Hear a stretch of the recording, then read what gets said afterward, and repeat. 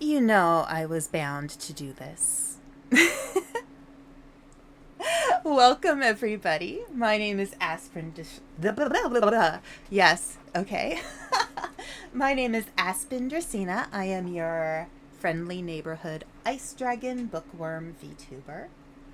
Today we are having our second episode of What's Your Story? Tonight I will be introducing you to Kenneth Creech, the author of Fate, Coincidence, and Other Curse Words, which came out today and is officially an Amazon bestseller. So this is something really big to celebrate. Fate, Coincidence, and Other Curse Words is a young adult LGBTQIA novel. And it involves mythology and romance and just a lot of great commentary on what it means to grow up and figure out who you are while trying to connect with people and feel like you're part of something. So I am going to get started. I'm going to read you the dedication first. So, Fate, Coincidence, and Other Curse Words by Kenneth Creech. Dedication. To those who were with me on my path to completing this book, especially those who had a hand in bringing it to life. Fate and coincidence played a major role, but so did all of you. Thank you.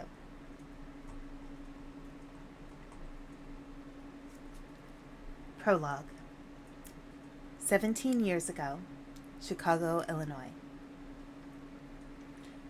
Sitting in a coffee shop, Lachesis stared out the window at the passing people, whose cheeks were pink from the cold as they navigated the city sidewalks.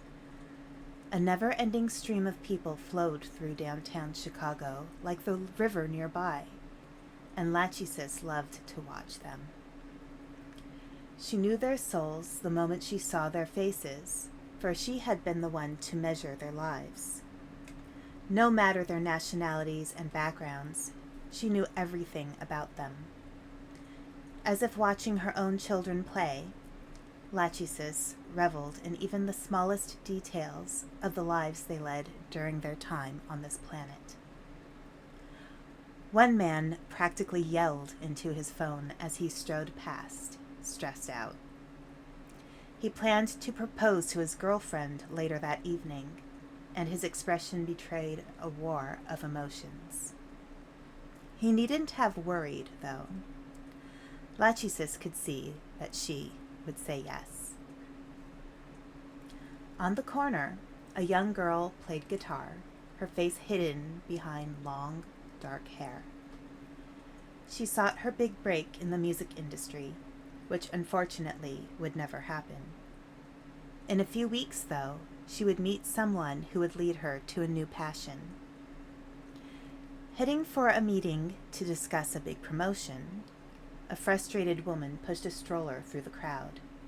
Her husband had forgotten it was his day to take their son to daycare, and she had no idea what she was going to do with the currently sleeping boy while meeting with her associate vice president. Lachesis saw that her son would wake up, and his bright blue eyes would remind the associate vice president of his own son. She would land the job of her dreams today, but she wouldn't know that for another 23 minutes. Seeing those pathways unfold in people's lives was rewarding. Lachesis smiled whenever she saw the good she brought about.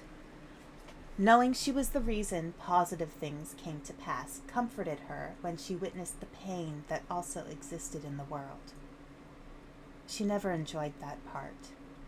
The heartache, death, and other great losses. But she knew that with the good must come the bad.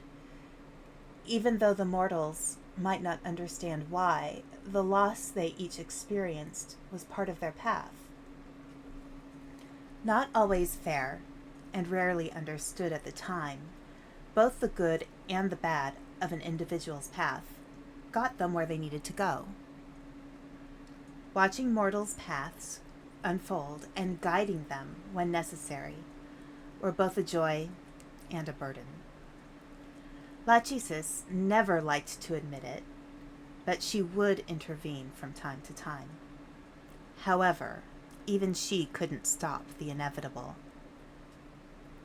Stirring her coffee, Lachesis was so engrossed in the images steadily flowing through her mind, she hardly noticed the door of the small shop opening and closing. Suddenly, her mind went blank, as if someone had turned off a light inside of her. Blinking rapidly, she grabbed the table in front of her to steady herself. Though she could still see the physical world around her, she felt so vulnerable without her additional senses, she might as well have gone blind. Heart racing, she wiped sweat from her brow and looked around for what had changed. She didn't need to look far. After all, the lack of visions could only mean one thing. He had somehow found her again.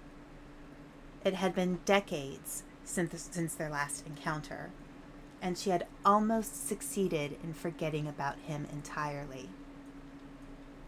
Kairos was taller than her, though their golden skin was almost identical. His light brown eyes gleamed with the easy humor of one who had never known guilt. Meanwhile, Lachesis's gaze, though warm with empathy and understanding, bore the weight of death, for she was the one who measured lives and determined the paths they took. He showed no sign of having noticed her as he flirted with the male barista taking his drink order. The barista blushed and looked away, but didn't pass up the chance to slip the flirtatious man a card with his number on it. Leaning back in her seat, Lachesis crossed her arms and watched Kairos pick up the card and wink before walking away from the register.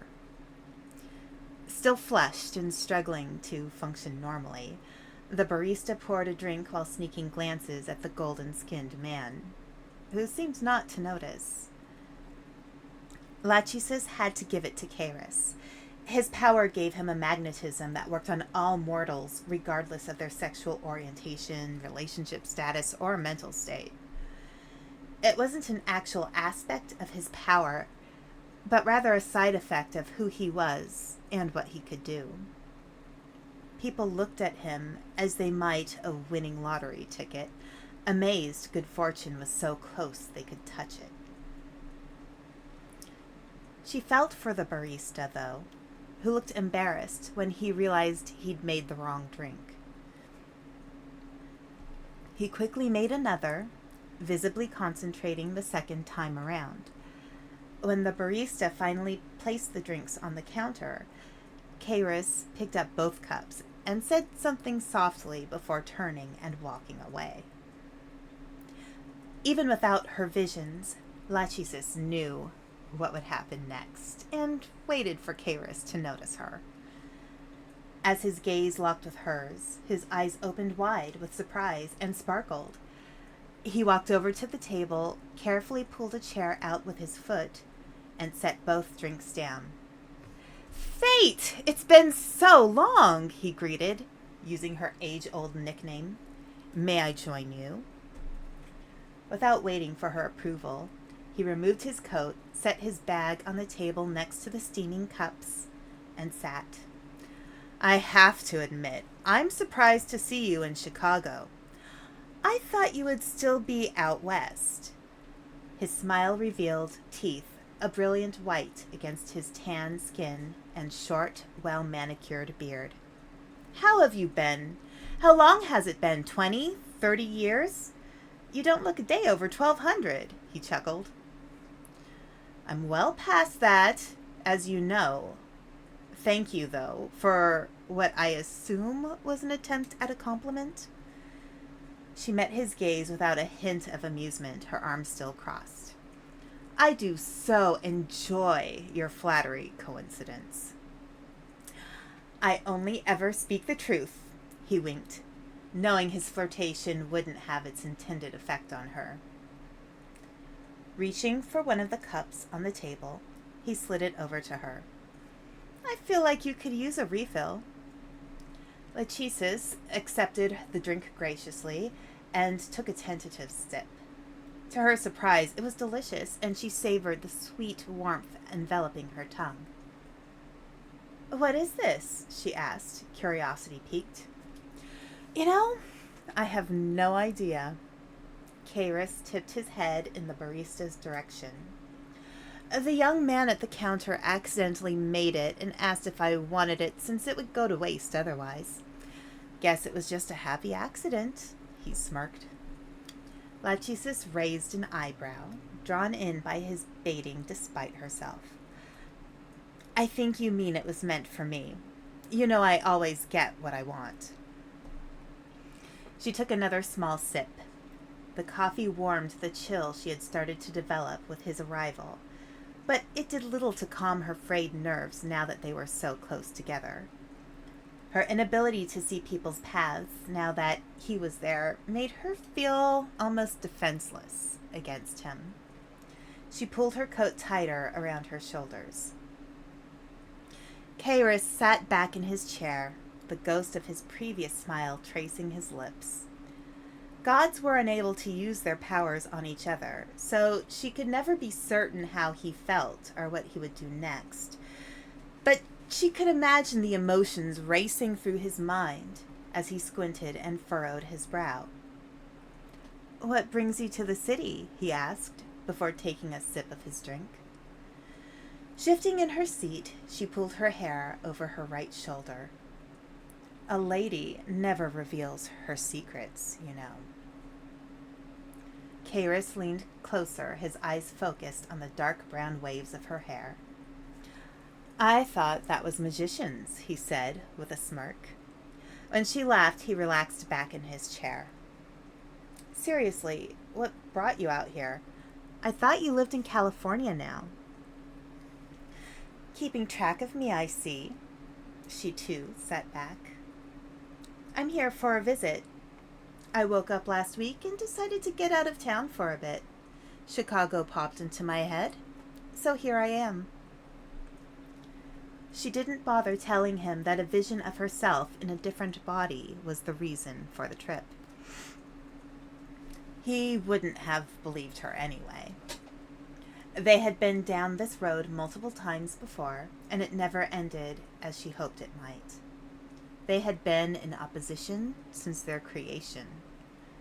While she focused on what was to come and what was meant to be, he constantly tried to lure people away from their paths with promises of instant gratification. Kairos had once compared himself to a spider wandering a world of webs. He could pick and choose which strands to follow and even change entire webs if he wanted. The mortals who followed his influence might find themselves better off, or might wind up caught in a web they had no business in at all. So you're saying you couldn't stay away from me? That makes sense. Most people can't. My easygoing personality and the way things go my way most of the time make me a great guy to be around. Lachesis knew he couldn't help himself, but it didn't make the exchange less frustrating.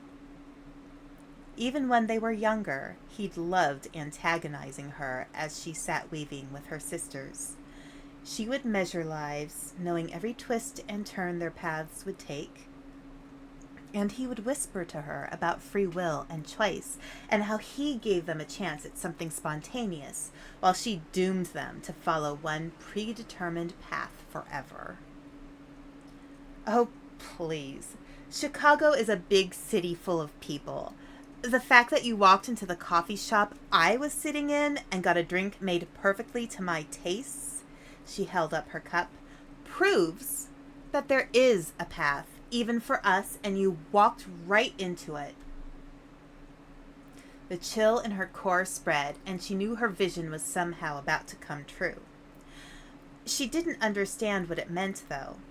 How could she possibly be a teenager again?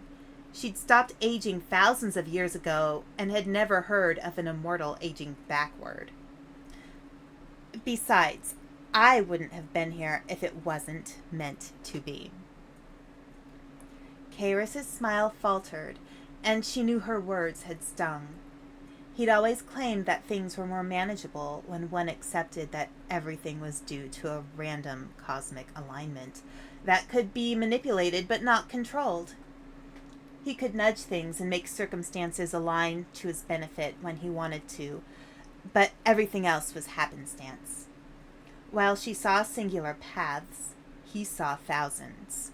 Snow might fall just a little harder than expected overnight and make people late for work, or a shoelace might come undone, leading its owner to find a dollar bill on the ground when they stooped down to tie it.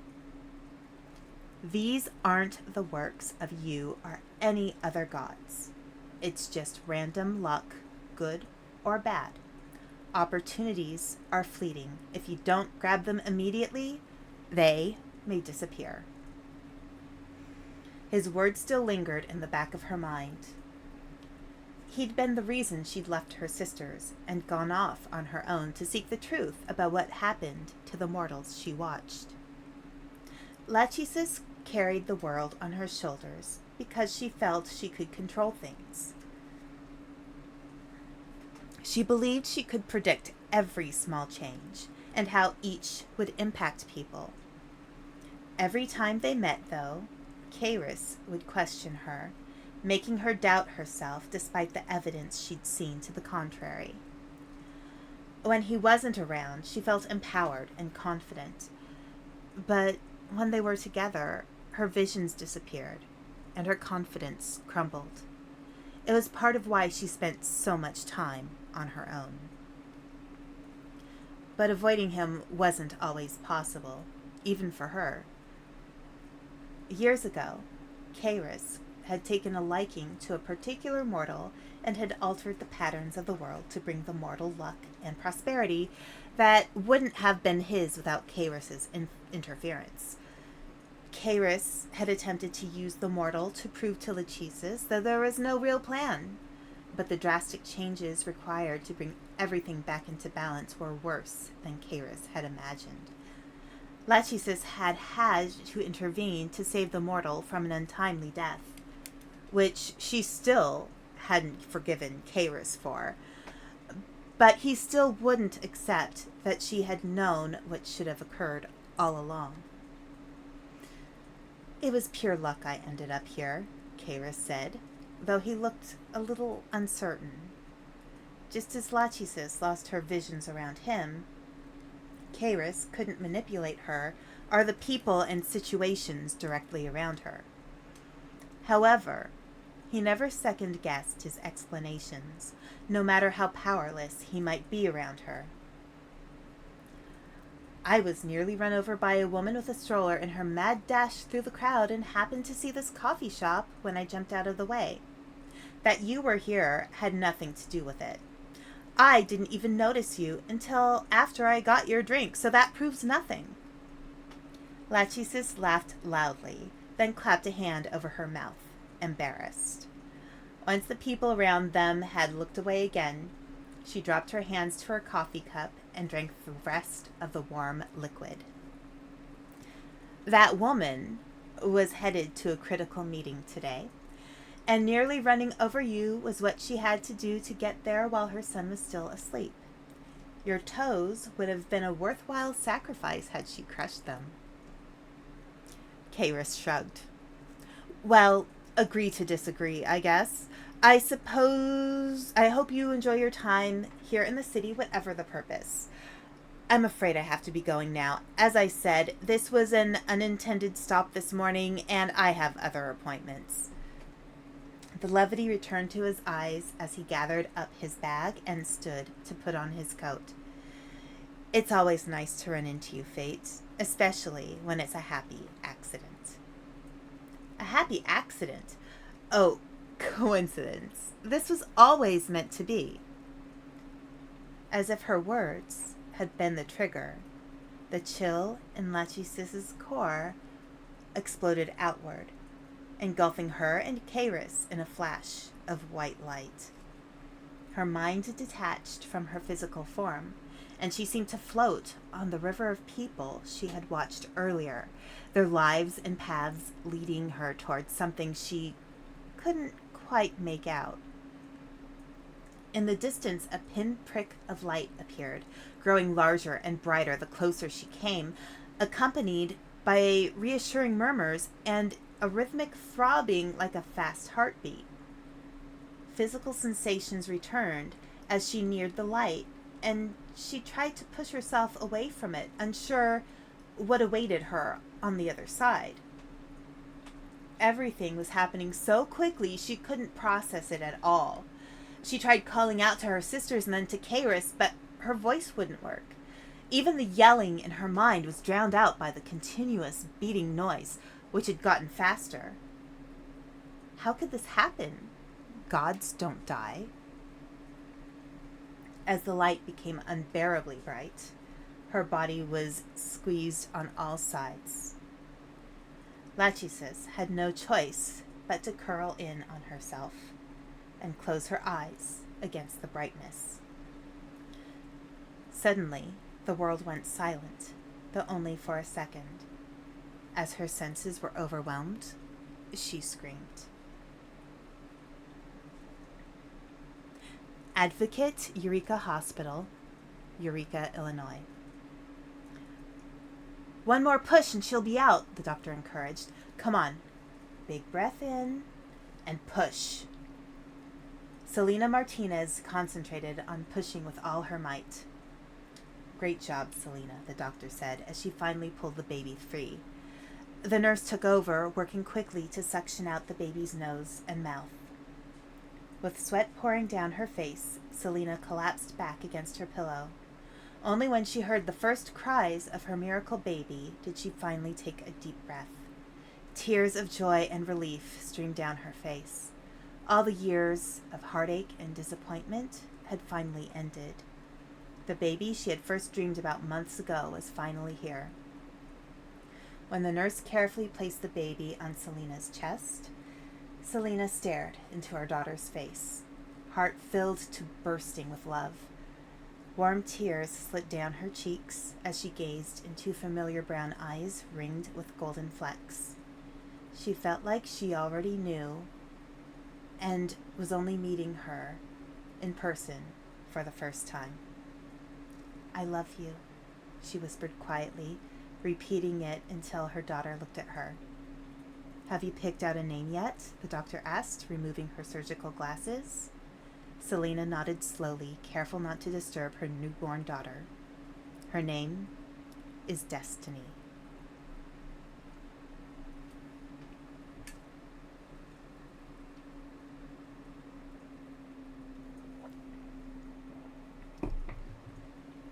We'll continue after the ad break.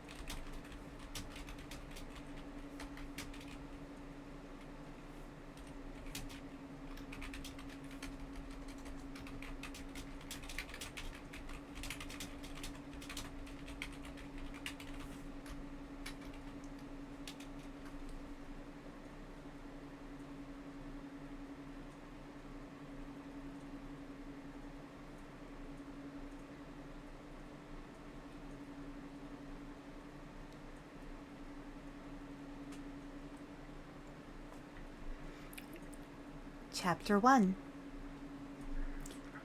"Destiny, hurry up!"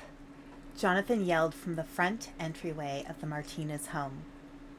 I'm not waiting around for you again today. My mom will kill me if I'm late one more time. I'm coming. Calmate. Destiny yelled back from her bedroom. We're not going to be late. Trust me. I know what I'm talking about. Jonathan rolled his eyes. We will be late, and you know I don't speak Spanish that well. Despite his complaints, he couldn't help but chuckle. Waiting for Destiny to finish getting ready for school had been part of his daily routine since they'd started elementary school. Now a junior, he knew what to expect. Fortunately, their school was close enough that it only took them a few minutes to walk there. Jonathan and Destiny had been friends since birth, due mainly to their being born on the same day. Their mothers had met in birthing classes and bonded over their shared due date month. When Jonathan's mother went into labor early, she'd been happy to discover that Selena had been induced and had given birth that same day. That had been over 17 years ago. Jonathan's earliest memories were of him and Destiny running around their homes, playing hide-and-seek, dress-up, or Destiny's favorite, What If? They would watch people and imagine stories about what would happen next in their lives. Try as he might, Jonathan had always struggled to come up with anything beyond where the people might have been going. He wasn't clever enough to come up with any details about the rest of their day, and he never really had a knack for imagining their histories. Destiny, on the other hand, would watch them for a few moments with her face scrunched up tight, and then tell an elaborate story about what she thought would happen to them throughout the rest of the day. She ended every story with the insistence that she was just guessing. She never explained her obsession with the game, but once, in 5th grade, she told Jonathan that some part of her knew she was different from other people. He hadn't really understood at the time. The following year, though, when he noticed how cute the other boys at school were, he realized he might understand exactly what she meant. Sometimes Jonathan would catch Destiny staring at him the way she had other people during their what-if games, her features tight and her eyes fixed squarely on his face. She wouldn't look away until he said something, at which point she would blink as if coming back to herself and tell him she couldn't see his future. Then she'd laugh as if it were a joke and run off to do something else. On their 13th birthday, she announced that she had decided his future was to be her friend, forever and ever. They never played the game again. Jonathan had actually forgotten about the whole thing until last year, when he saw her wearing that same expression at school. Her eyes had been fixed on a group of seniors as they walked out to the parking lot, piled into a car, and sped away to grab lunch. When Jonathan had touched her shoulder, she had looked up at him, her eyes swimming with tears, which she quickly brushed away. She had walked away before he could ask her what was wrong. The following day, the principal had announced that students would no longer be allowed to leave campus for lunch. Rumors had spread quickly, and by the end of the day, everyone had heard about the car accident and the student who hadn't survived. Hello, Earth to Jonathan. I said I'm ready. Startled back to the present, Jonathan blinked up at Destiny, who stared down at him with her head cocked. Her makeup was flawless, as always. When the rest of the girls at school were struggling to apply mascara without clumps, Destiny had already mastered a winged liner so sharp it looked deadly. Running her fingers through her hair, she seemed to consider piling the massive waves up into a messy bun, but after a few attempts she dropped it, allowing it to frame her heart-shaped face. Oh, hey, sorry about that, he laughed. Sleeping with my eyes open, I guess. Grabbing his backpack from the floor, he walked out the door, Destiny on his heels. Linking arms, they set off for school. Unlike Destiny, who was all curves, softness, and dark beauty, Jonathan was tall, thin, and blonde. While Destiny had matured into a confident person who spoke her mind without a second thought, he was shy and more likely to go out of his way to avoid confrontation. Together they were the perfect pair, balancing each other out. She made him bolder and stopped kids from teasing him for being gay, and he occasionally stopped her from direct confrontation when a subtler approach was possible.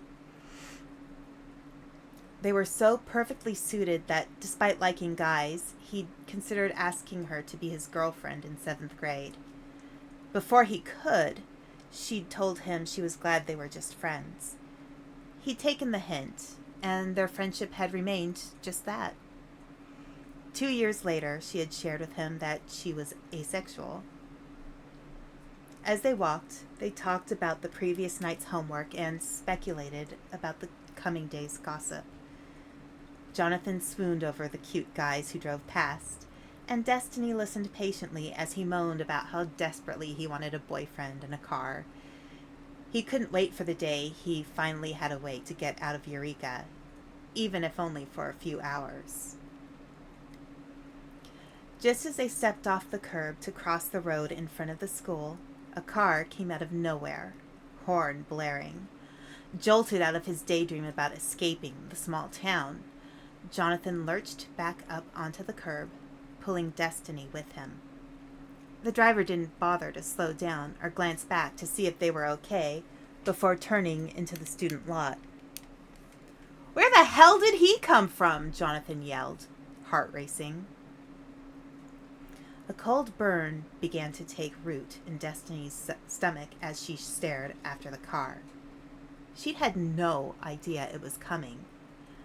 While she couldn't see Jonathan's future, or her own for that matter, she would usually get a sense of things like this based on seeing the paths of others. So why hadn't she seen this? Pressing a hand to her stomach, Destiny tried to shake off her uneasiness. Right? What an asshole. Where do kids learn to drive? She shook her fist in the direction of the parking lot where the car had disappeared. Laughing, Jonathan shook his head. "That's right! Damn kids don't know what's good for 'em." He grabbed her hand from her stomach, and they crossed the street without another incident. Once inside the school, they headed for their lockers, where Destiny noticed small groups of students, primarily girls, huddled together and whispering. "I wonder what's going on," Jonathan said, nodding toward a nearby group. "Must be especially juicy if it's already spreading this early."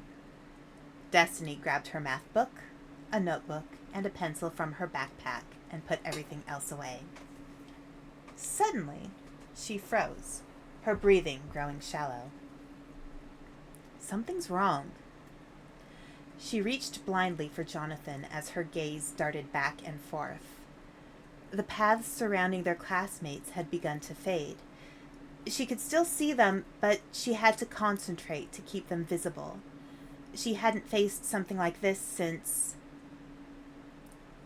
The thought was so egregious, she refused to entertain it. "There's no way he'd come here," she reassured herself, trying to calm down. Jonathan caught her hand and scanned the hallway. "What do you mean?" "I'm not sure," she shook her head slowly. "But don't do anything stupid today." She turned and focused sharply on him. "I mean it." She immediately felt terrible for snapping at him, but the sudden weakening of her abilities had her on edge. Brow furrowing, Jonathan tilted his head to one side and huffed. "Okay, damn." He held up his hand in a 3-finger salute. "I promise, as long as you promise to stop freaking the fuck out." You're starting to scare me, and you know I'm terrible in a crisis. He squeezed her hand lightly and pulled her into a hug, rubbing her back gently. Taking an unsteady breath, she closed her eyes and leaned into his familiar comfort. Since her birth in a mortal body, her growing powers had occasionally overwhelmed her senses, and Jonathan's support and physical presence always helped her relax. Focusing on just being present in her body, she breathed in through her nose for 4 seconds and out through her mouth for 6. By the time he let go, her breathing had steadied. He gripped her shoulder and met her gaze. "You good to go to class?" Though she still felt anxious, she nodded. Worrying Jonathan over something she couldn't explain would do neither of them any good. "Go on. I'll see you in history." As Jonathan hurried down the hall toward his first class, Destiny tried to ignore the pain in her stomach and what it meant. But she couldn't keep the egregious idea she had tried to ignore earlier from resurfacing. What is coincidence doing in Eureka? And more importantly, why now? Jonathan had tried to focus as Miss Halpern explained the central themes of the section from Romeo and Juliet the class had been assigned to read, but he had already read ahead and didn't need the review. Instead, he doodled in the margins of his notebook while he waited for her to move on. He was so engrossed in his drawing that he barely noticed when the door opened and Miss Halpern stopped her overview. Only when she said, "You can take the desk next to Jonathan," did he look up and notice the new kid who had walked in. At the front of the class stood a guy who was so classically attractive that calling him a model would have been an insult to just how gorgeous he really was. His skin was tanned to perfection, and his black hair was curly, but in a uniform way that suggested he either spent a good amount of time on it or had a whole team of stylists on standby to keep it perfect. His chiseled cheekbones and square jaw were amazing on their own, but paired with the plump-lipped smile they perfectly framed, they were absolutely stunning. The words Greek god sprang to mind, but Jonathan chased those thoughts away as quickly as possible. Glancing up, he realized the new boy's light brown eyes were locked on him. Jonathan nervously dropped his gaze to his desk and watched out of the corner of his eye as the new kid sat down next to him. Pulling out a notebook and pencil, the new kid silently started taking notes. Jonathan was careful to keep his eyes on his desk or Miss Halpern for the rest of the class. Even so, he couldn't miss how most of the girls in class turned to look at the new kid before blushing and turning back around. Even some of the guys turned around, but they mostly seemed curious. When the bell finally rang, Jonathan gathered his stuff quickly, eager to tell Destiny about the new kid before the next class started. In his haste, though, his pencil slipped out of his hand and rolled under the desk beside him. Looking up, Jonathan found that the new kid's eyes were fixed on his face. Jonathan instinctively smiled, and when the new kid smiled in return, Jonathan could have sworn the fluorescent light glinted off the kid's perfect teeth. Grabbing the pencil from under his desk, the new kid stood and leaned closer to Jonathan, offering him the pencil. "I think you dropped this." "Thank you," Jonathan replied automatically as he accepted it, unable to pull his gaze away now that they were staring at each other from such a short distance. Finally realizing what he was doing, Jonathan blinked and maneuvered around the new kid, who stood smirking in the middle of the aisle, refusing to move. When Jonathan reached the hallway, he heaved in a deep breath. It had felt like all the air had been sucked out of his lungs when they'd been standing so close together. "Hey, A hand lightly grabbed Jonathan's shoulder, and he turned to see the new kid staring at him. "Do you think you could point me toward my next class?" "Oh, sure," Jonathan squeaked. He cleared his throat. "Do you have your schedule?" Pulling out his schedule, the new kid handed it over and took a step closer, pressing their shoulders together. Jonathan glanced around to see if anyone was staring before taking a small step to the side. Reading over the schedule, he realized they had math together later that morning. "Looks like you have Spanish in the C wing just down this hall to the right. You can't miss it." He handed the new kid back his schedule. "Thank you." The new kid narrowed his eyes and his gaze turned predatory. Before Jonathan could turn and flee, the new kid offered Jonathan his hand. "It's nice to meet you, by the way. I'm Chance." Chapter 2. Jonathan stared at the outstretched hand as if it were a coiled snake preparing to strike. When nothing happened, he gingerly took Chance's hand and shook it. Hi, I'm Jonathan." The corner of Chance's mouth curled up, revealing a dimple in his cheek. Pulling Jonathan closer, he stared into his blue eyes as if searching for something. "What are you?" "Excuse me?" Jonathan pulled his hand back and retreated to a more comfortable distance. Desperate for a reason to look away, he pulled his phone out of his pocket and checked the time. "Oh shit, I'm late." As he headed for his next class, Jonathan couldn't shake the feeling that Chance had been flirting with him. Everyone in school knew Jonathan batted for Team Alphabet Mafia, but Chance had only just arrived. How had he picked up on it so quickly? Spreading his fingers wide, Jonathan examined his hand as if an answer might appear scrawled across his palm. When the second bell rang, he picked up the pace. Hurrying into his next class, he saw Destiny at her usual seat and took the desk in front of her so they could talk without their classmates overhearing. "You won't believe what happened in first period," he whispered. Destiny's brow furrowed, and she seemed unusually nervous. "What?" "There's a new kid in school, and I think he was flirting with me." Jonathan's heart sped at the possibility of finally having someone interested in him. "Really? Are you sure he was flirting?"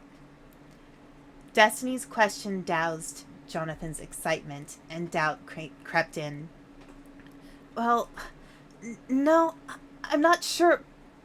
But when he shook my hand earlier, he didn't let it go right away, and he even pulled me closer until our noses were almost touching." Jonathan faltered, remembering the question Chance had asked. "What are you?" Had Chance been making fun of him? It seemed like a strange question to ask a stranger, but he hadn't sounded malicious, just curious.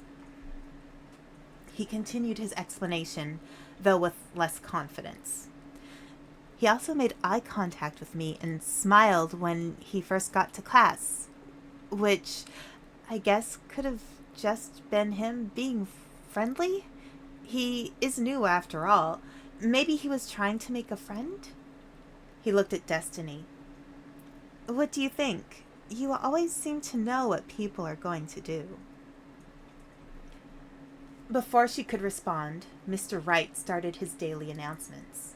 Reluctantly, Jonathan turned back around and pretended to pay attention as his mind wandered.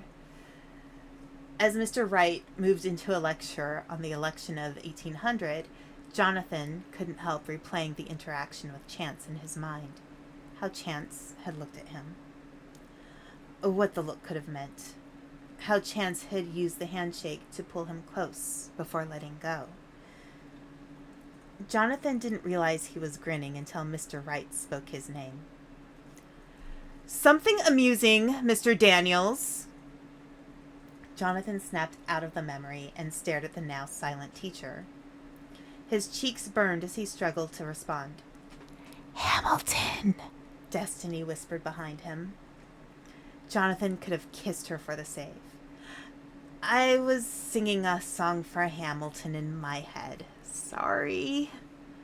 Nodding, Mr. Wright returned to his lesson, and the rest of the class followed suit.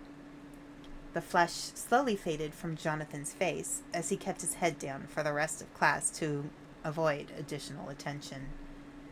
When the bell rang, he and Destiny gathered their belongings and walked toward their last class before lunch. So what did he look like? Destiny asked as they made their way through the crowd of students pushing their way through the halls. Who? Jonathan replied without thinking. Oh, you mean the new kid? Yes, obviously. She laughed and nudged him in the arm. I already know what everyone else in this school looks like. Sorry, I was so traumatized by Mr. Wright calling me out that I chucked the whole thing with the new guy out of my mind. Jonathan couldn't help but feel excited as he mentioned Chance again. Well, he's about my height, maybe a little taller. He's got curly black hair, brown eyes, and a great smile. He has these adorable dimples, and he's pretty tan. Looking down at his pale arms, Jonathan wondered what he'd look like with a tan. Unfortunately, he only ever burned and then returned to his normal ghostly white. He's pretty cute. The way almost everyone else looked at him, I don't think I'm the only one who thinks so either. Even some of the guys in class seemed to be checking him out, but maybe they were sizing up the competition? I don't know. I don't understand straight guys. He just sounds like any other guy to me. That's because you, he poked her in the side, don't like anyone at school. That's not true. I like you. She poked him back and then stepped out of range when he tried to get her again. You know what I mean? You, my virtuous friend, make everyone else in school seem like a walking advertisement for teen hormones. She laughed. As he turned towards his class, she lunged toward him and grabbed his hand, squeezing it. See you at lunch, and stay away from the new kid. No promises. He walked off toward math class, a small grin teasing the corners of his lips. The good mood didn't last long. Math was his least favorite class this year. Not because he didn't like math, but because Mr. Davies was incredibly rude. Coach of the freshman football team, he made fun of students in and out of the classroom, bullied quieter kids, and was generally a jerk to anyone who wasn't an athlete. It was the only class in which Jonathan chose to sit at the back of the room, hoping to go unnoticed. Unfortunately, when Jonathan opened the door of the math classroom, a familiar face sat at his usual desk. Chance watched Jonathan walk toward him, excited for another opportunity to figure out the enigma before him. To his surprise, the first words out of Jonathan's mouth were, "You're in my seat." And his tone wasn't deferential or lust-filled as most people's would have been. Oh, sorry about that. I just picked one at random.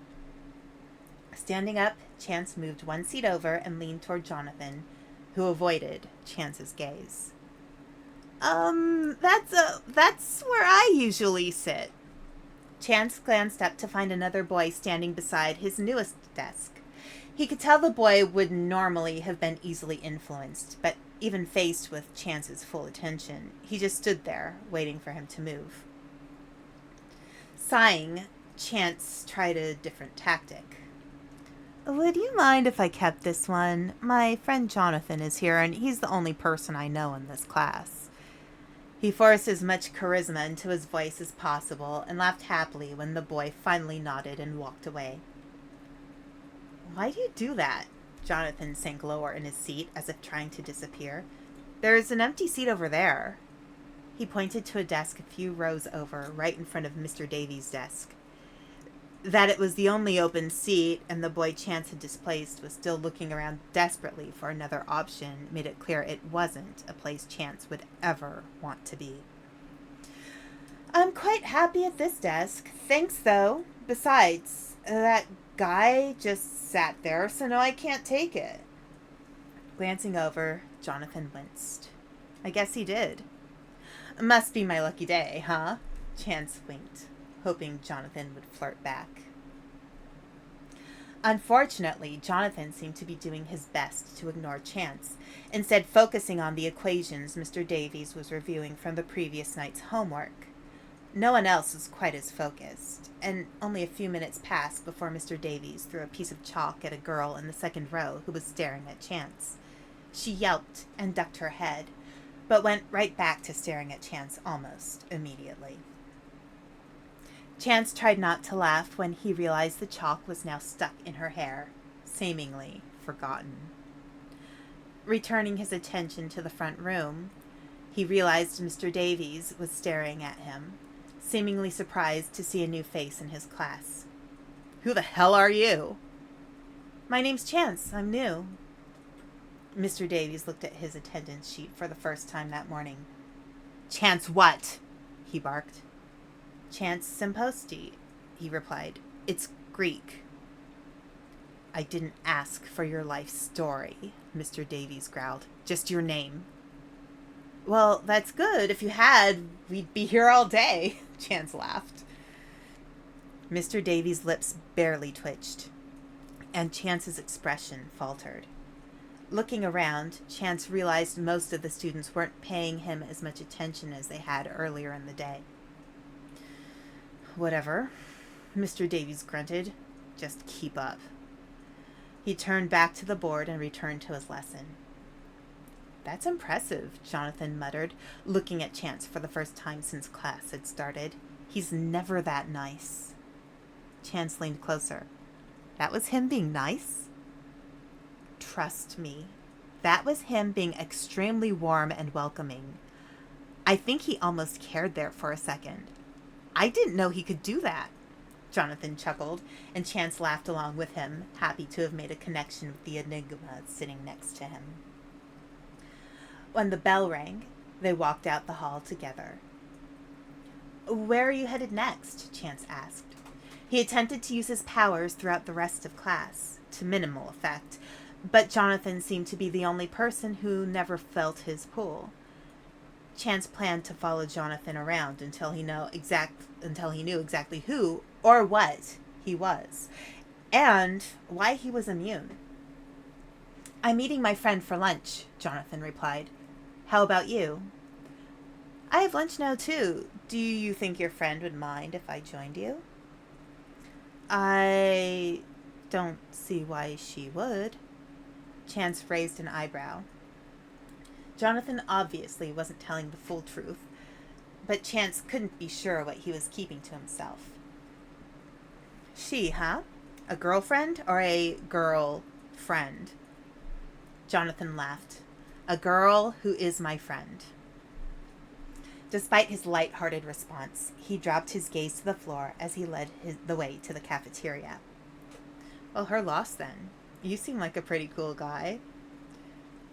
Jonathan glanced at Chance, his face expressionless, though his eyes seemed to roam quickly over Chance. "I think she'd argue that our friendship is better than dating, because we tell each other everything and don't have to worry that a breakup would ruin things." Chance shrugged. "Agree to disagree, I guess. I'd rather love and lose, and love again." Smirking, he brushed his hand down Jonathan's arm. "Jonathan!" called a female voice from across the cafeteria. "There she is." Jonathan pointed to a girl bathed in a beam of light shining through a second-story window. It was impossible for Chance to see her face, but a strange sense of déjà vu came over him, growing stronger the closer they got to her. To his surprise, the color drained from her face when her eyes landed on him. Chance frowned. Between her and Jonathan, Chance was beginning to worry that something was wrong with him. That is, until her eyes narrowed in a familiar way and she crossed her arms. Recognition slammed into him, and he knew exactly why his powers had begun to fail him. When they reached the table where she stood, Jonathan hurried around it to hug her and gestured back to Chance. "This is the new kid I was telling you about. Chance, this is my friend, Fate." So that was the end of chapter 2. So this book, I had the unique honor of being able to see from when it was submitted to the final version, and it's so amazing to see that process happen. And we're going to talk a bit about that with Kenneth, who I am going to pull up in just a moment. All right. So we do have ads starting in a couple minutes, so I just wanted to let you know that, Kenneth. I am going to unmute you. Hang on just a second. All right. Can you hear me okay?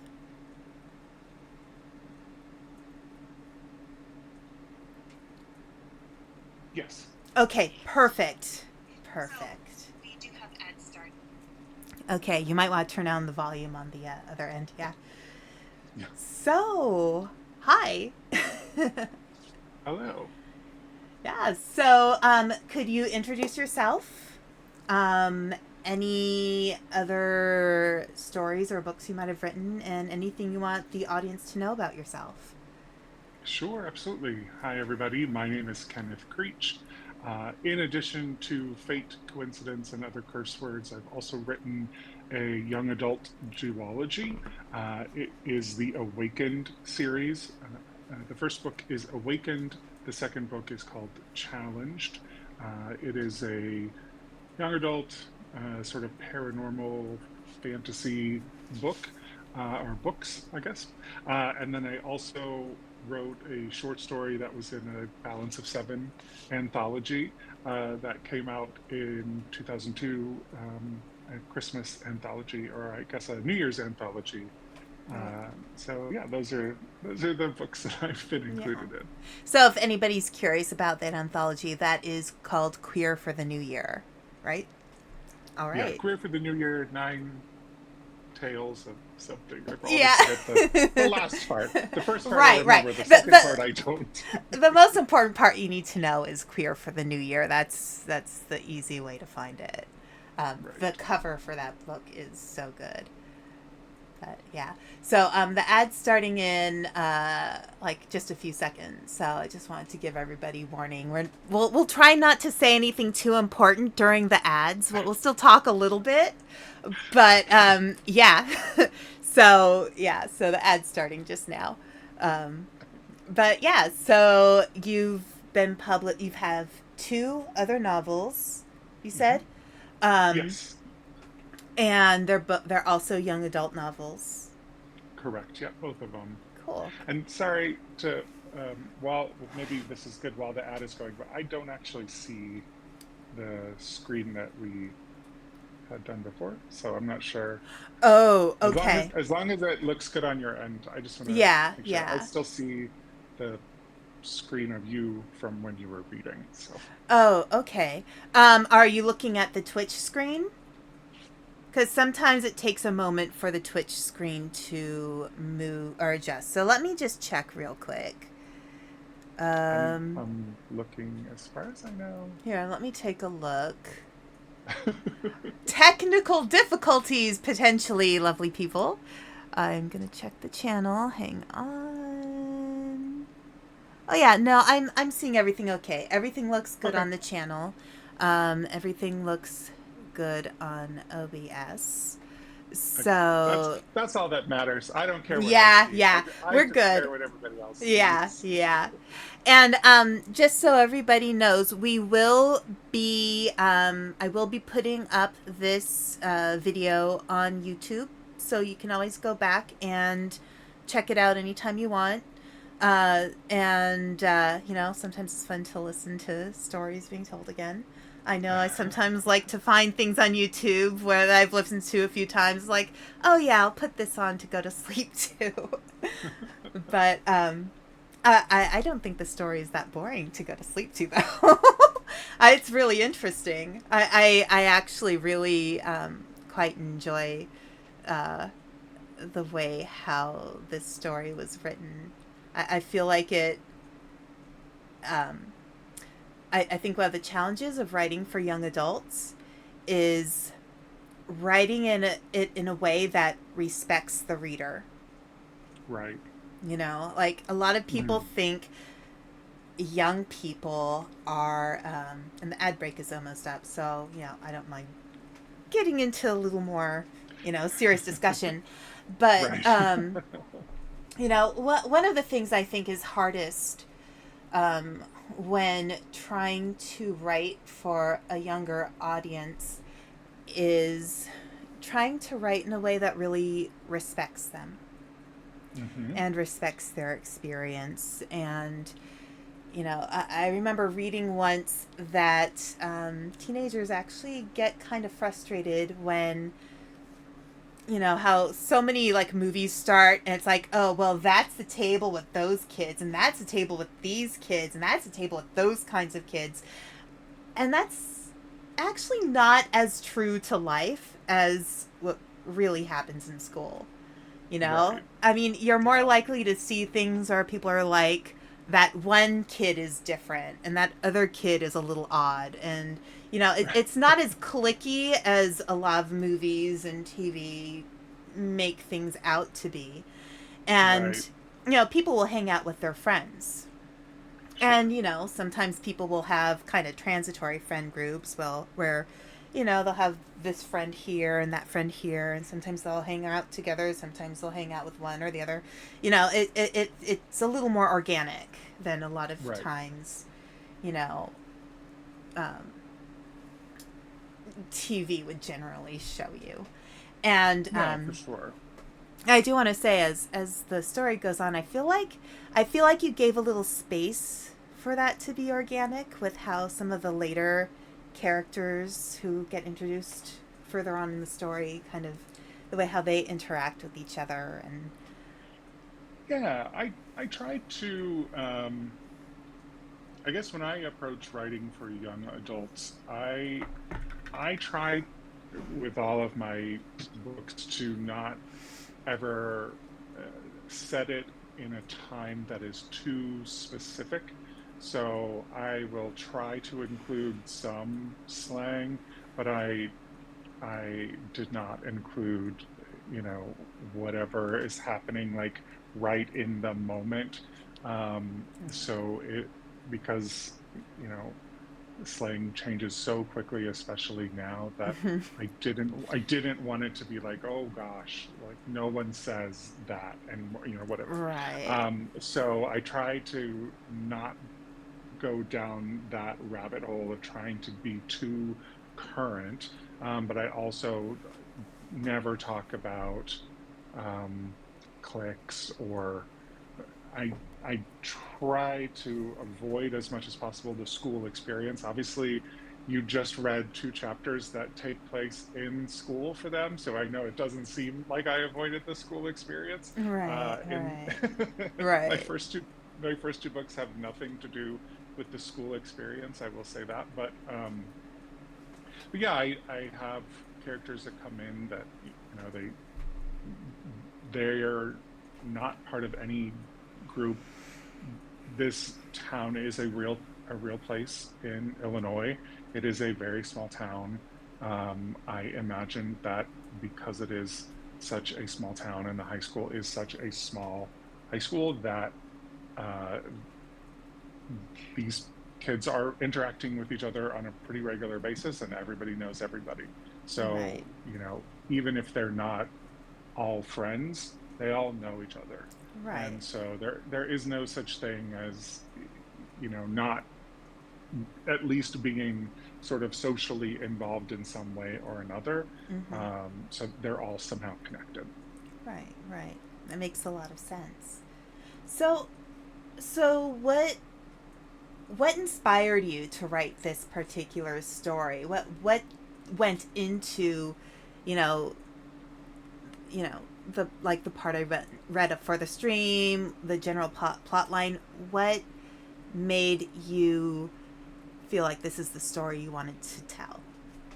Sure. So, um, I always try to, in my books, I try to answer some sort of question or tell some sort of larger um, story with the story, I guess. So literally what happened was I had seen just like a cartoon, I think, where it was two characters that were like at a table or something, and it was a man and a woman, and the man said something like, "Fate, funny running into you, fate," and she said, "Coincidence, this was always meant to be." And so, like, that was just like this little cartoon, and I thought, oh, how interesting. What if those were real people? And, what would that look like if they were actually in our lives and living among us and controlling things around us? Because I ask I ask people all the time, do you think that um, things happen for a reason, or do you think it's all just random chance, and Right, right. why? What are your thoughts on that? And so I've had this conversation over the years with many people and sort of gotten people's opinions on it. And so it was always this question that I had in my mind for whatever reason. I don't know why. I was always curious about that question. So I I just had a lot of people's opinions on that question. Mm-hmm. Um, so I saw that cartoon, and that just sort of got me thinking about it. And as soon as I started thinking about it, um, just started noticing all these weird things. So, for example, when you were reading, and the timing stopped perfectly when Right. it stopped, Right. and uh, I was with a friend after I started writing this. I was with a friend, and we went to a drugstore to pick up a medication that she needed, and at that drugstore, that specific medication, they were, having a sale on it or something, but only at that one and only for the one that she needed. It was, just like all of these weird things.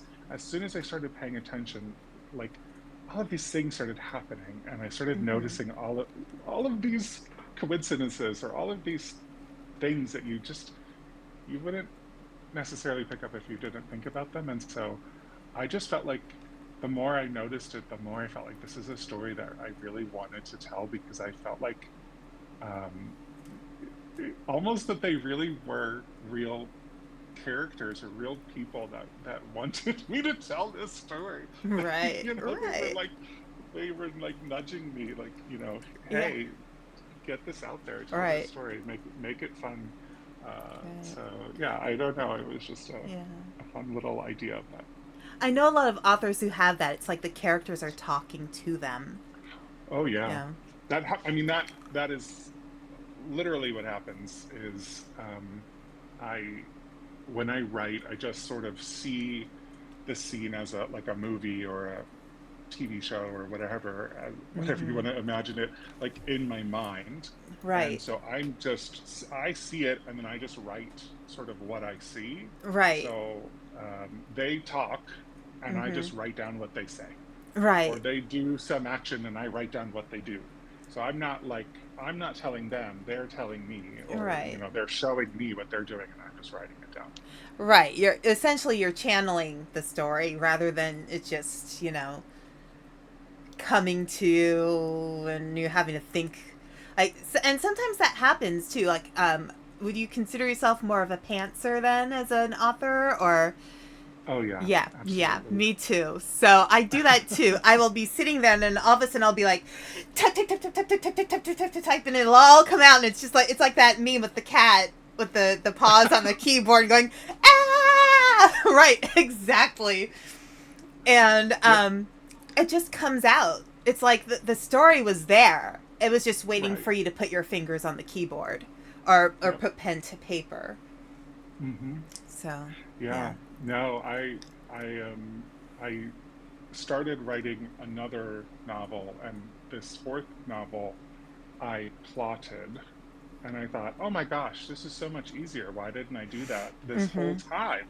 Right. It's crazy how Mhm. much easier it is. And now I've gotten to the point where I'm like, well, I don't know what happens now, though. Like Mhm. I plotted it, but because I sort of like I know what happens, but I don't because I didn't give the characters sort of time to get themselves to these places. So I sort of forced them forward in their story faster Mhm.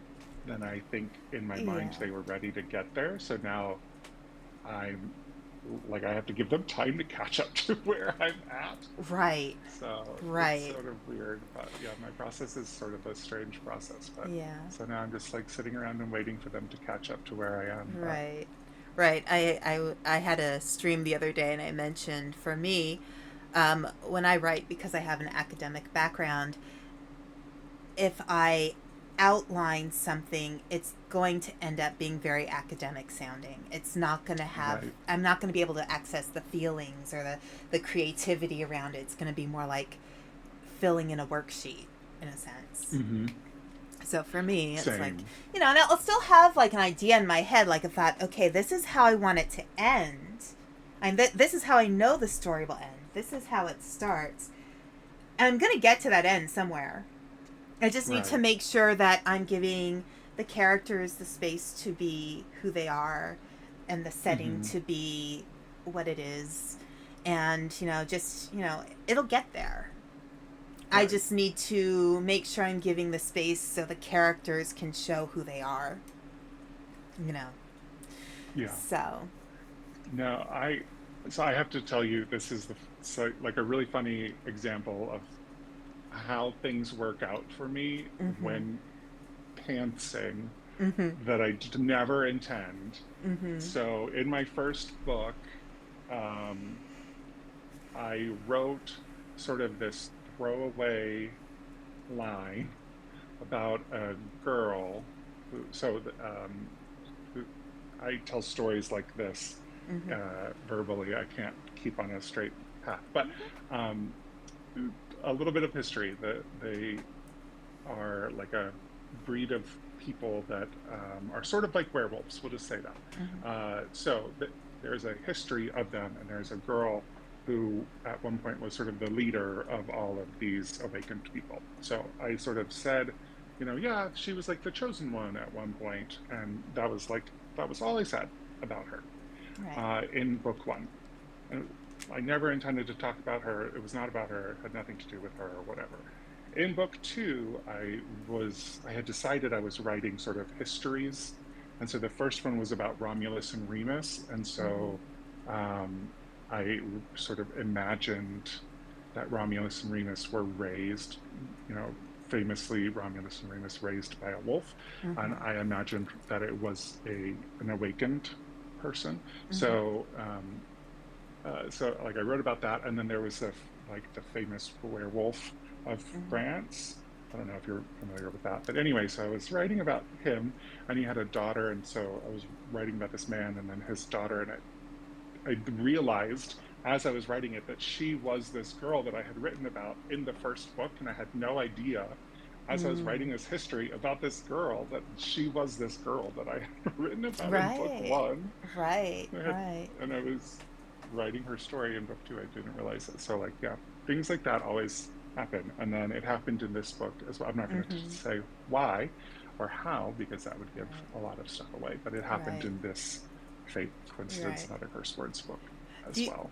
do you ever accidentally write foreshadowing and not even realize it? Because I've had that experience too, and it's kind of fun because then I'll go back. I'm like, oh, my brain was doing the work for me. It knew what had to be told, and then Yep. like, oh, okay, wow, I'm an awesome author. Like Yeah. I did my job. Yeah. Oh yeah. No, I again like I did it in this book where I was like, oh wow, I didn't know that I was going to get to this point but once I got to that point and I went back, everything that I had written made sense. Right, right. Like as I was writing it, I didn't know why I was writing it at the time. Mm-hmm. At the time, I was like, well, like it would be kind of cute if this happened, and like it was sort of, I was sort of making up reasons why these things were happening along the way. Mm-hmm. But once I got to the this moment, all of these other things that I had written aligned and made sense for this moment. Mm-hmm. So yeah, it was kind of Right, crazy. right. So, in terms of the segment of the book I read, like I feel like you really addressed too that prologue, which was inspired essentially by that comic. Right. So, what brought you to the point where it was clear to you that these characters, this god and goddess. So Lachesis is one of the three fates, and Hmm. Karis, I think you told me that was the son of Zeus, correct? Yeah. So he is technically the the god of fortune, not the god of coincidence. Or really, coincidence is a goddess. Right. Um, so he is the god of fortune, um, which I sort of that's sort of how I wrote him, but Mm-hmm. I tweaked a Yeah. little bit. Right. So Right. he is he is the character is based on him, but I've A little tweaked slightly adjacent. to be coincidence. Yeah. Right. Um, but yeah. Right. Right. So, but yeah, but yes. How did you? What made you think? Okay, well, let's put them into teenagers' bodies. Let's have them reborn in order to test. Who's right. Is coincidence right or is fate right? Yeah. So um, it's so funny. When I started thinking about it, Mm-hmm. um, I started out and I was like, okay, I had this little comic idea and I was like, all right, I'm having these characters, but the book is going to be about Jonathan. The book is Right. Jonathan's story. Mm-hmm. And originally he was the main character, he was the only point of view, he was the narrator, it was always about him, and they were just side characters. They were Right. never supposed to be really important characters at all. Mm-hmm. They were there, and they were almost supposed to be like his little angel devil Right. characters, Right. whispering in his ear, influencing things, but they were never supposed to like tell their own story. Mm-hmm. And then as I was writing it, I sort of realized like, oh wow, it, they have more to say. Like they just kept talking to me Mm-hmm. as I was writing. Right. So they were sharing their stories more and more. Right. And so I guess the reason they became teenagers was um, I didn't want it to I didn't want it to feel like a teenager was being influenced by adults Right. to make this choice, especially because a lot of the a lot of the book is sort of about his love life and romance and finding dates or whatever Right. those kinds of things. I didn't want it. That seemed a little bit weird that adults would be kind of giving this advice, and that felt sort of like they would be Right. talking down at Or them. kind of um, parental in a way. yeah, Yeah. yeah, and it's not really that's not the relationship that I wanted them to have. I wanted them to be um, in competition with each other, but Mm-hmm. ultimately supporting Right. him Right. as equals. So I decided to have them reincarnate, and so yeah, so that's how I got to that idea, and then um, it ended up that I liked the idea of Destiny being his best friend, and so Mm-hmm. she was kind of always with him. Right. But I sort of felt like, if she's always with him from really the beginning of their lives together, and she can see his path, then that's not gonna like that's not Right. gonna be very interesting. So I had to Right. throw a wrench in there somewhere. Yeah. Um, Yeah. so so that's why, and it's sort of explained a little bit later that why she thought she couldn't see it and things like Mm-hmm. that. But um, yeah, so I wanted them to be close and have that relationship, Right. um, but not, uh, yeah, like I said, not have that adult youngster relationship. Right. Right. I think the way you executed it really worked well. I felt Thank like you.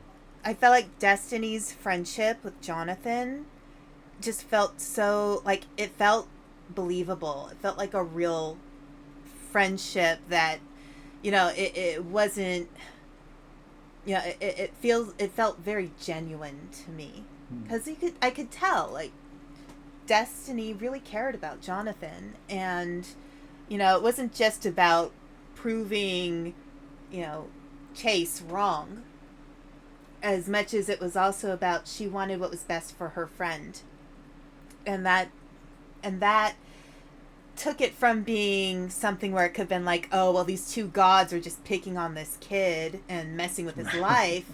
She right. actually genuinely cared, and even as Chase got to know Jonathan too in the story, like you could tell he realized that his influence on Jonathan was also um, it was a responsibility in a way, Mhm.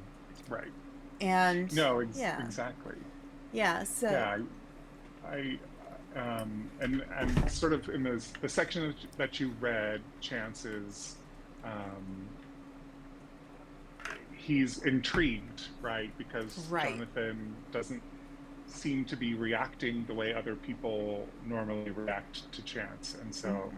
he's sort of like, what's going on? Why aren't you responding the way you normally would? And I sort of felt like if Jonathan had been like falling head over heels or tripping over himself, um, as soon as Chance looked at him, then Chance would have just been like, oh, and moving on because you're just like everybody else. But because he's just like, oh, oh, okay, whatever, like he can take him or leave him. Mm-hmm. That's like intriguing to Chance, and so he Right. wants to know more.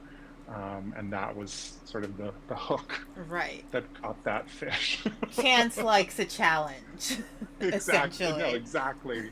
That's exactly what it is. He needs the chase. Yeah, yeah. It's funny you said the word chase because sometimes when I read it, I would accidentally read Chance as Chase. Yeah. But yeah, yeah. I really, there's this humanity to the story that I feel like could have been missed if it didn't have as much heart to it.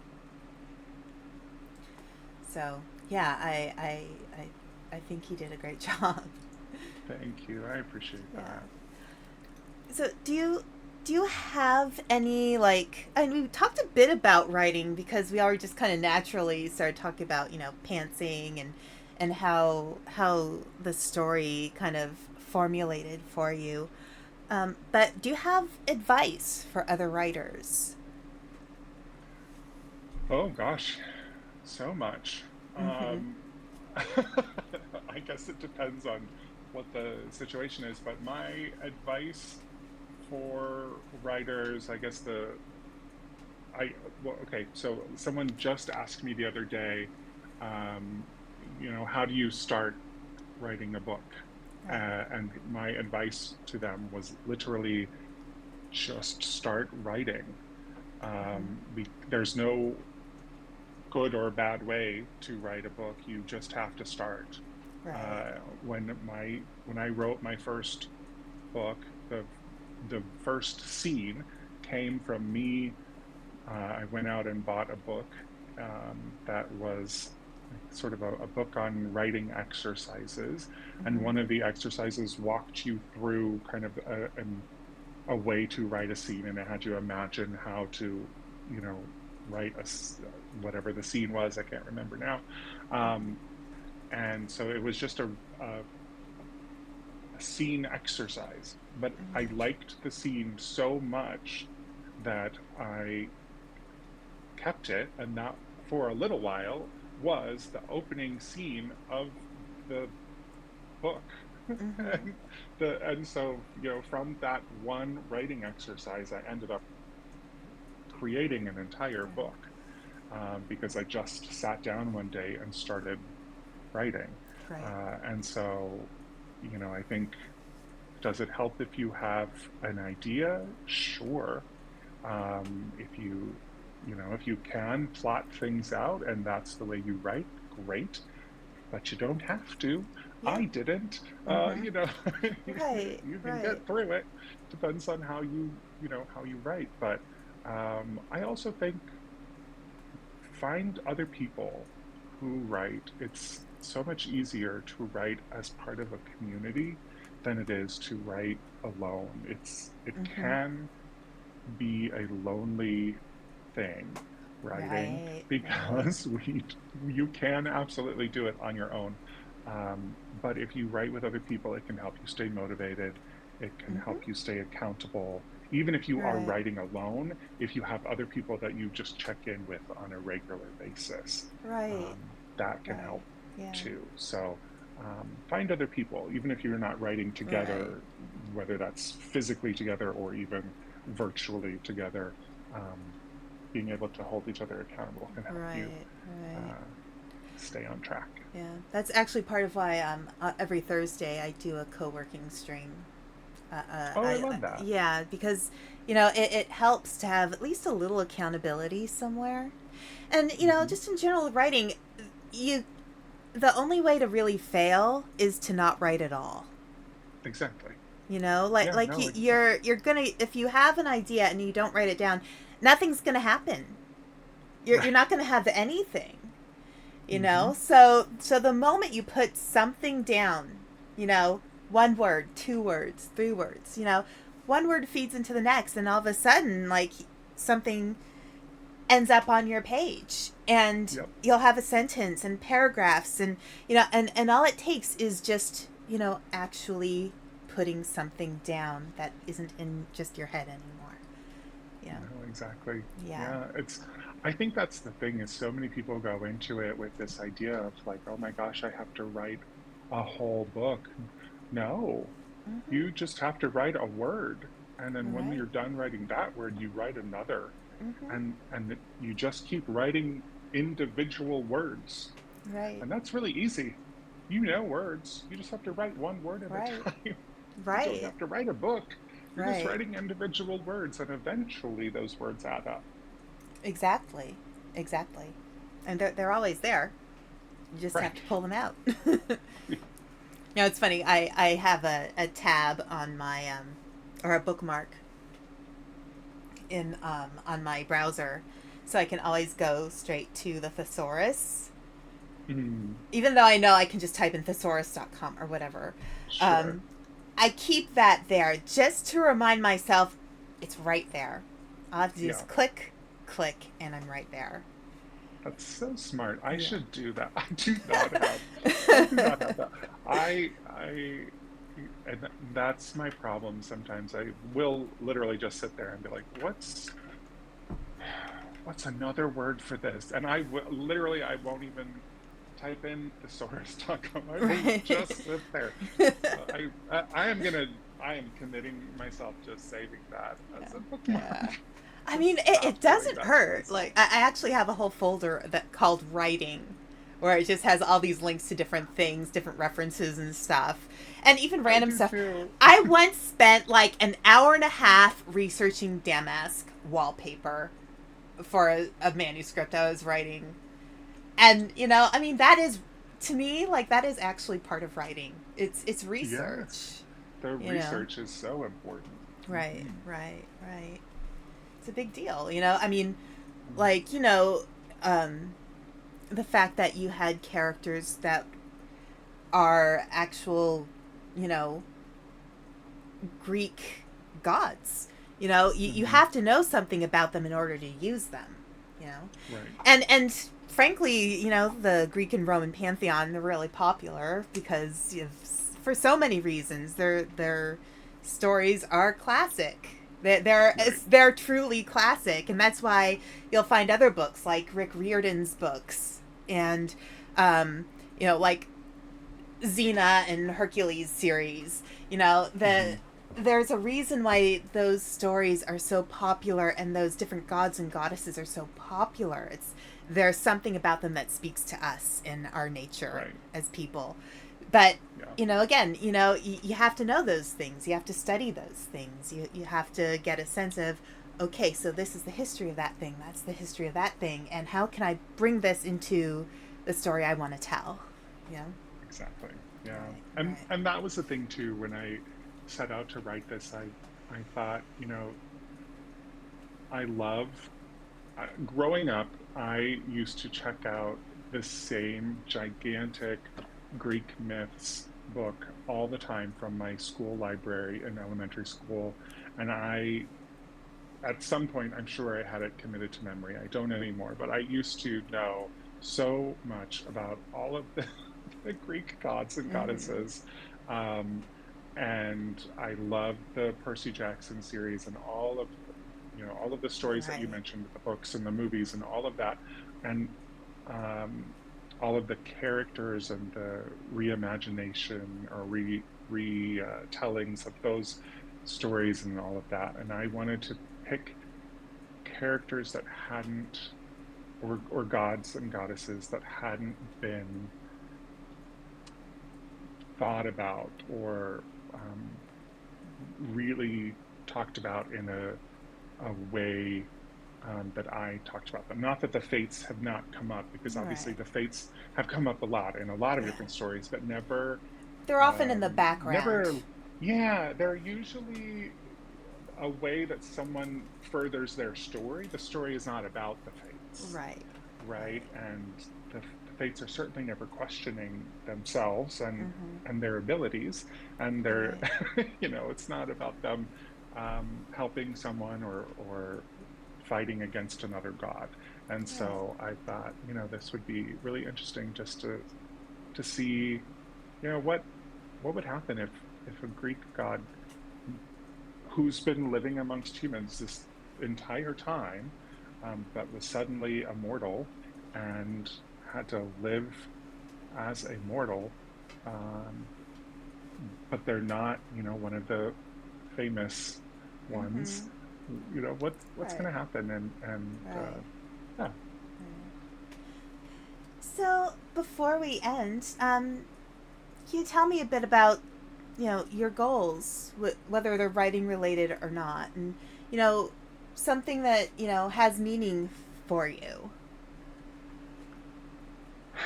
Um, I think for me, one of the things that I have tried to do really my whole career, most of my life has been um, people helping. I've done a lot of, I've had a lot of jobs and I've done a lot of things over the years. We could be here for at least another 30 minutes talking about everything that I've done Right. job wise, but um, I don't know. I love helping people, and I have uh, been a professor. I've worked in college admissions. I've been a wedding planner. Um, I've done a whole host of things. Now I do um, editing and beta reading and things like that. So I help other authors with their books and helping them kind of get a little bit closer to publishing. And I I love that. I think it's so fun to give back. Mm-hmm. Um, I'm hoping that my dream um, would be that this book is picked up by some celebrity and brought to a television or movie network Mm-hmm. for uh, to be made into the next limited series or movie Right. coming in 2026, maybe. Um, but no, Right. uh, Yeah. No, I get that because I think you talked about the way how you write. You see the image in your yeah, head like a movie, and I write that yeah, way too. Like, and it's interesting because when people have read my writing, they're like, I can see it in my head like a movie, and I could do that with yeah. what you wrote too. It felt like a movie. It felt like something I could watch and immerse myself in visually, not just on the page. Right. Yeah. When I was writing it, I I imagined it as a TV show or a movie Mm-hmm. um, as I was writing it, if that makes sense. Right. I know I said I visualized it, but in addition to just visualizing it as I was writing it, I actually imagined it as a TV show, Right. which was different than the way that I wrote my other books. Right. Um, but yeah, so that's my dream goal is to do for that to happen with this book. But no, the thing that I'm passionate about is helping people. My my hope is that I will continue to be able to do that, Mm-hmm. whatever that looks like, and I'm sure that will look like many different things Right. uh, in the future. So Yeah. yeah. Yeah. That's great. Yeah, I think yeah, I know a lot of authors who kind of have that helping spirit. And I think Mm, part of the reason we tell stories is it's a connection to people. right. It's a Mm, way to kind of share experience and share ideas and show some things are universal. right. And when it Exactly. comes down to it, we all have so much in common just by the fact that we're alive. Hmm. And, a story like this, one of the things I really love too is just it feels very much like like here you have Jonathan who in some ways is kind of like the everyman kind of Hmm. character. He's the regular guy, and of course chance and destiny are like, you know, in a way kind of larger than life in their own special ways. But Right. there's some there Jonathan is universal in a way, going through the feelings of, will I fall in love? Will somebody love me back? Will will the world give me what I want from it? And I Hmm. think that's those are things we all kind of think about and want for Yeah. ourselves. Right. And like even think about like a character like Destiny who's Ace.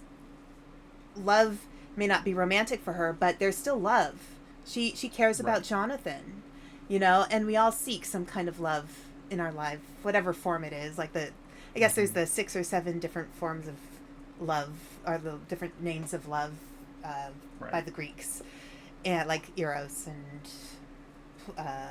platonic love and stuff like that. But Hmm.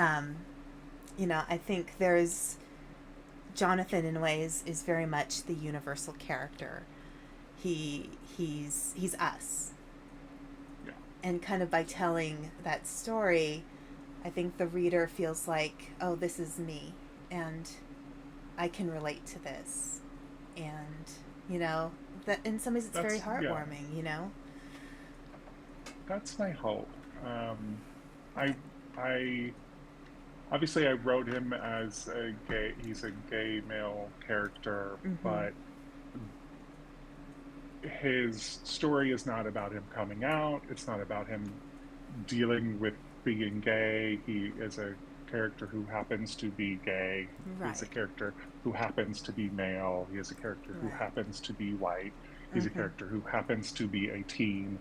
He's a Mm-hmm. character who happens to live in the Midwest. Right. Um, those are things that are descriptors of him, but those are not um, what the book is about.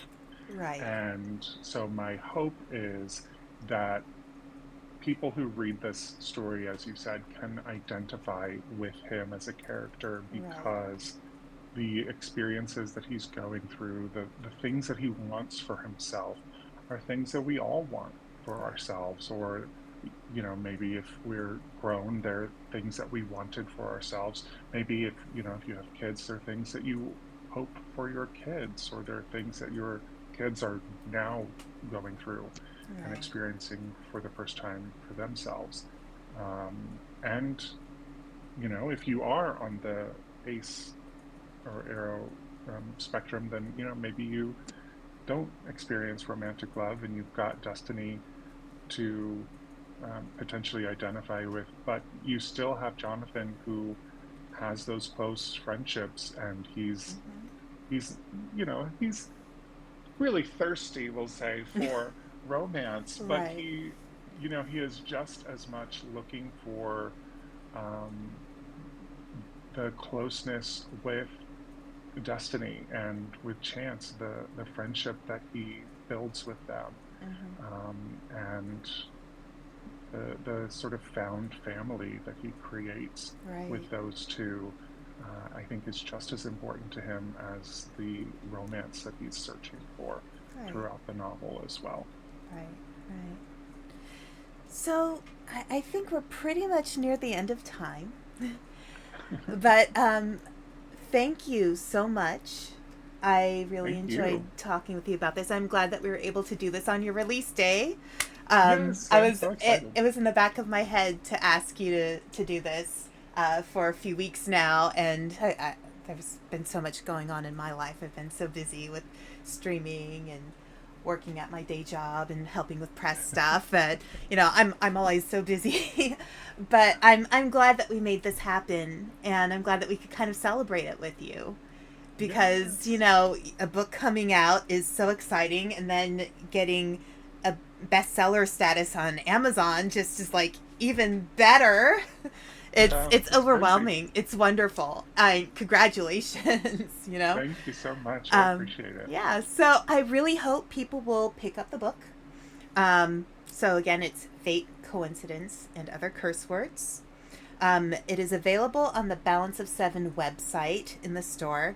One of the good things about buying directly from the store is that we can guarantee that there aren't going to be any weird discounts that Amazon takes off, so that we can guarantee that our authors get the full 50% of the total cost of the book, rather than, because Amazon will, put things on sale however they want to without asking the press. So, it's just a good way to support the press and support the author. But you can get it on Kindle version. You can get an ebook version that we offer through itch.io. And so, yeah, if you like getting video games from itch.io, you can get books there too. I think we have all of the Balance of Seven books available on itch.io now.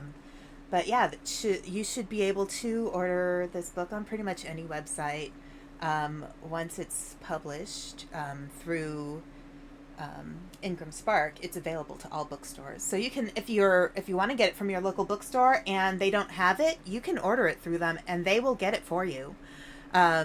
Which is kind of nice too, because then it tells the bookstore, oh, maybe we should carry copies of this book. So Mhm. yeah, so get the book, share it with Please, friends, please. please, please. Yes. it's And it's so fun. It's such a fun book.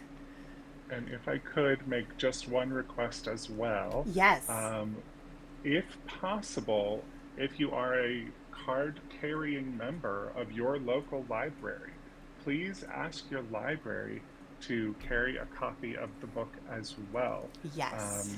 That would be amazing, because then people can get it, whether or not they're able to afford it. They can Right. access it from the library, which would be great. Yes. Yeah. Yeah. All right. Well, thank you so much. I'm so Thank glad we did you. this, Kenneth. This is great. So I'm gonna sign off. Everybody, have a wonderful evening. You're always welcome to again watch this. I'll put it on YouTube for you guys to access again later, and I'll give you the link. So if you ever want to use it for any purpose, we can make sure you have access to that. Perfect. So, all Thank you so right. much. Well, have a good night. Good night. Bye. Bye. All right. Okay. So that's it for tonight. We will be back tomorrow for I will be Austin is going to teach me how to play Dead by Daylight and Fortnite. A game I never thought I would play, but oh my gosh, I guess I'm gonna play it. We'll see how that goes. But yes, please, please, this is such a good book. I've been so fortunate to have been part of the editing of this book, and it was such an honor to be able to help Kenneth bring this book to life. So, please do check it out sometime. And I will see you all tomorrow. So have a good evening. Bye.